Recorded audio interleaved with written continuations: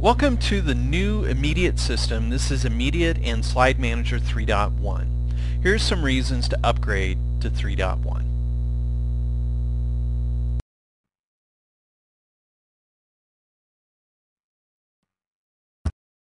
As you look at the new 3.1 system, there are some things that are still very familiar from any past system.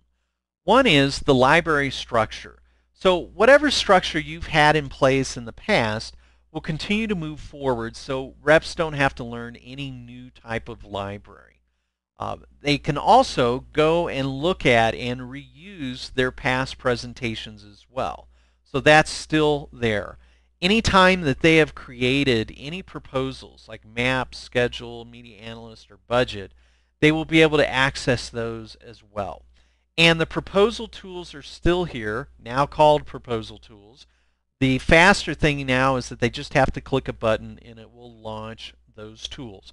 By the way, none of those have changed as of this date. Later in the year, an update to media schedule will occur. All right, so let's look back at the library. When they're looking for their content, what is different? Well, instead of having the titles of the slides here, they now have folders, and if there's a blue marker on it, it indicates that there is content in that section. In this case, there are two slides talking about email marketing. It does indicate that if I put my mouse over it, and I can visually see that it's a slide. With the new system, we wanted it to be very visual. A lot of presenters gave us feedback that if we could see the content better, it would be easier to determine this is exactly what I want. So I opened up this pane and I'm going to enlarge the view of those slides. So I can definitely see what's the content of these slides. That is the, by the way, called the sorter view. There's also another view called slide flow view. For those who like the iTunes album cover flow, you've got your choice now. So you can click on the things that you want and move back and forth between content. So it's very visual. They can see it. They can make a decision. This is exactly what I want. Now, when they are ready to add content to a presentation, they take it from this preview and they put it into the bottom pane called Presentation Builder. As you can see, you can drag it in. You can also choose what you're looking for and click Add. All right, so a quick preview there. Now, the any file capability is amazing. You can have Excel files. Here's a Word file that's a contract. Any file that they would normally be taking out to a presentation can now be found in one location. Here's a rate card that they could be working with, a different type of program with a rate card. Here's something from marketing. Instead of trying to turn everything into PowerPoint or having it out on a separate PDF server, you can now have that content within your presentation. It's one location for all their presentation needs.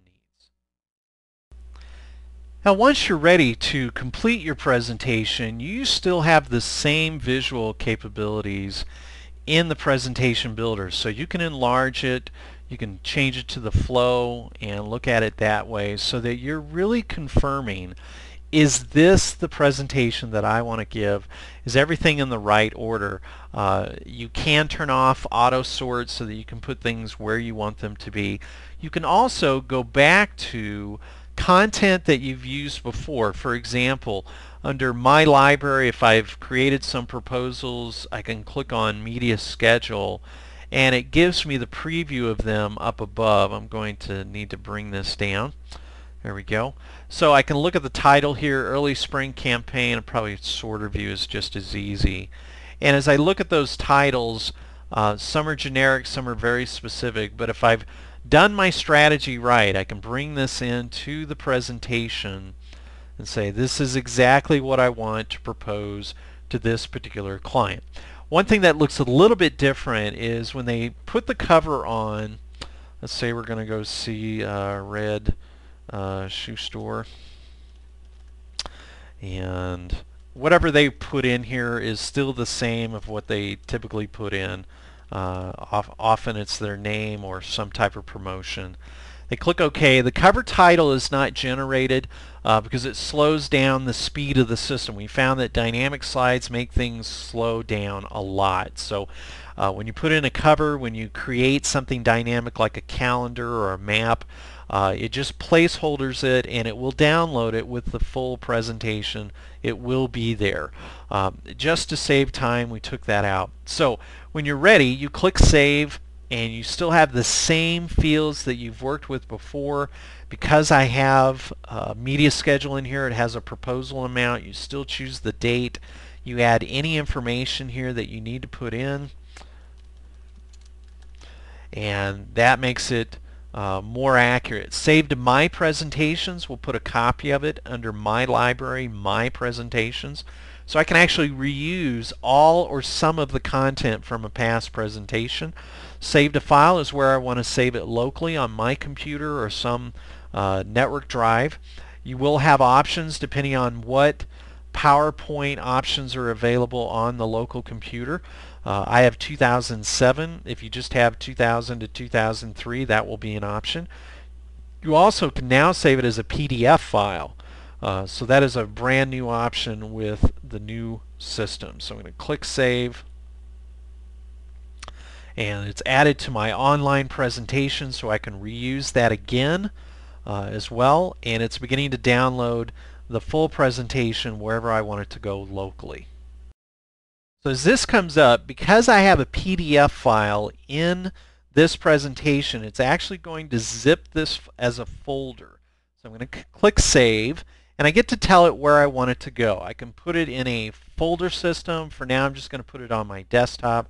So I click Save. It will download that file. If you have any trouble with getting anything downloaded, there's a way to get it to force it to do it. And if you don't know how to work with a zip file, there's even a visual here to show you how to do that. Most of the time, presenters are just going to turn this off. So here is the folder that's on my desktop. It's zipped. If it was just PowerPoint slides, it would just be a regular PowerPoint file. Because it's zipped, I'm just going to double-click the file to get it to open, and it will show me everything that's in that folder, which is the PowerPoint file. So let me double-click that to open that up, and the special sections flyer from marketing that we wanted. As typical, you can open these up, you can print them, you could show this right here on your system. You can open PowerPoint. It's just a PowerPoint file you can add and customize to that. So looking at the top reasons to upgrade, you can truly bring a full presentation system to bear within one location. It's faster because it's very visual, and the time requirements to build presentations are reduced. The system requirements are reduced. Lots of other compatibility and shortcuts to make workflow go much faster. Thank you. So let's review the top reasons to upgrade to the newest version of Immediate and Slide Manager. So first of all, the expanded AnyFile capability is the area that seems to be getting the most buzz. Slide Manager Immediate now support any file format in a way that gives you one place to go get all the files you need, whether they be handouts or leave-behinds or supporting documents. In addition, presentation building is much more visual and therefore easier for anybody to use. You're looking at visual thumbnail representations of the slides as you're building your presentation. You're able to get a much better sense for what the presentation actually is and what it'll look like. Faster, better content management. There's just a whole slew of additions in this area, including archiving, version management, duplication management, so you can identify slides in your system that are duplicated, so you can go to just one place to update them by eliminating duplication, and many more features. Notably reduced IT overhead, increased browser and platform support, and better copy functions, and just many things. You have to look at it, and we're sure you'll like it. Thank you.